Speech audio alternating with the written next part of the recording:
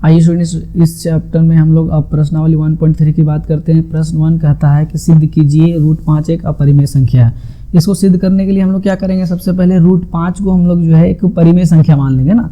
√5 एक परिमेय संख्या है और आप जानते हैं कि परिमेय संख्या, कोई भी परिमेय संख्या को हम p/q के रूप में व्यक्त कर सकते हैं, उसको लिख सकते हैं। तो √5 बराबर p/q लिखेंगे, जहाँ पर q 0 के बराबर नहीं हो। और एक बात और ध्यान रहे, जहाँ p और q पूर्णांक हो और साथ ही में p और q का एक के अतिरिक्त कोई उभयनिष्ठ गुणनखंड नहीं हो। उभयनिष्ठ गुणनखंड का मतलब p और q अब डिवाइड नहीं हो सकता किसी भी संख्या से, ठीक ना। तो इसके कोई उभयनिष्ठ गुणनखंड नहीं हो एक के अतिरिक्त। तो अब हम लिख सकते हैं कि √5 बराबर है ना, अब हम लिख सकते हैं आगे √5 बराबर p/q लिख सकते हैं। और फिर इसको हम q को लेफ्ट साइड ले आएंगे तो q √5 बराबर p हो गया। अब दोनों तरफ हम क्या करेंगे, वर्ग करेंगे, स्क्वायर करेंगे।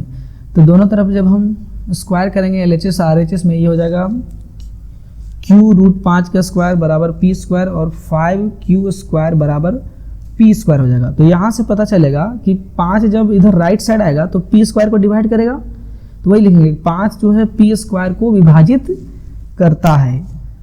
तो 5 जब p स्क्वायर को विभाजित करता है, इसका मतलब 5 जो है p को भी विभाजित कर रहा है, मतलब p को भी डिवाइड कर रहा है, ठीक है। तो 5 p स्क्वायर को विभाजित करता है, इसलिए 5 p को भी विभाजित करता है। यहाँ से हमें क्लियरली पता चल गया।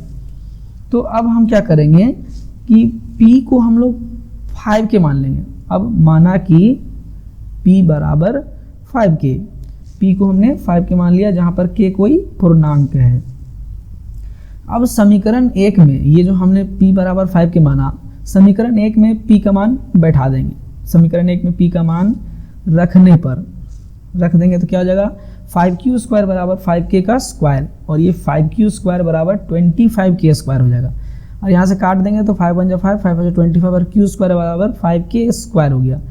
अब यहाँ से हम स्पष्टता क्या देख सकते हैं, देखिए 5 जब RHS से LHS में आएगा तो q स्क्वायर को डिवाइड करेगा, तो वह मैं लिख रहा हूँ। अतः 5 जो है q स्क्वायर को विभाजित करता है, इसीलिए 5 q को भी विभाजित करेगा। जब 5 q स्क्वायर को जब डिवाइड कर सकता है तो q को भी करेगा, तो वह मैंने लिखा कि इसलिए 5 q को भी विभाजित करेगा। तो ये समीकरण 3। अब हम दो समीकरण देखिए, समीकरण नंबर 2 और 3, यहाँ पर क्या देखें कि p को और q को, इन दोनों को 5 जो है डिवाइड कर रहा है, मतलब p और q का उभयनिष्ठ गुणनखंड 5 है ना। तो वही चीज मैं लिख रहा हूँ। इस प्रकार समीकरण 2 और समीकरण 3 से हमें यह पता चलता है कि p और q का उभयनिष्ठ गुणनखंड 5 है। क्योंकि आप समीकरण 2 और 3 फिर से पुनः पढ़िए तो आपको समझ में आ जाएगा। उभयनिष्ठ गुणनखंड 5 है, जो हमारी कल्पना के विपरीत है, उल्टा है। क्योंकि हमने कल्पना किया था कि उभयनिष्ठ गुणनखंड 1 है, उसके अलावा कोई है ही नहीं, लेकिन यहाँ तो 5 आ जा रहा है, तो इसलिए हमारी कल्पना के ये उल्टा हो गया। तो यह विरोधाभास, ये जो उल्टा हुआ, ये क्यों हुआ, हमारी कल्पना के लिए हुआ। हमने जो कल्पना किया वो गलत कल्पना कर लिया, गलत मान लिया हमने कि √5 परिमेय संख्या, ये गलत मान लिया था, इसीलिए यहाँ पर जो है सो उल्टा आ गया। तो अतः हम कह सकते हैं कि √5 एक परिमेय नहीं बल्कि अपरिमेय संख्या है। ओके, इस तरह से हम सिद्ध कर सकते हैं। Thank you. तो आइए अब हम लोग प्रश्नावली 1.3 का प्रश्न संख्या 2 देखते हैं। सिद्ध कीजिए कि 3 + 2 √5 एक अपरिमेय संख्या है। सेम उसी तरह से बनाएंगे जैसे हमने √5 को बनाया। माना कि 3 + 2 √5 एक परिमेय संख्या है। 3 + 2 √5 जब परिमेय है तो p/q के रूप में लिख सकते हैं, और p और q का एक के अतिरिक्त कोई उभयनिष्ठ गुणनखंड नहीं होना चाहिए। सेम वैसे ही जैसे हमने √5 में माना वैसे यहाँ भी मानेंगे।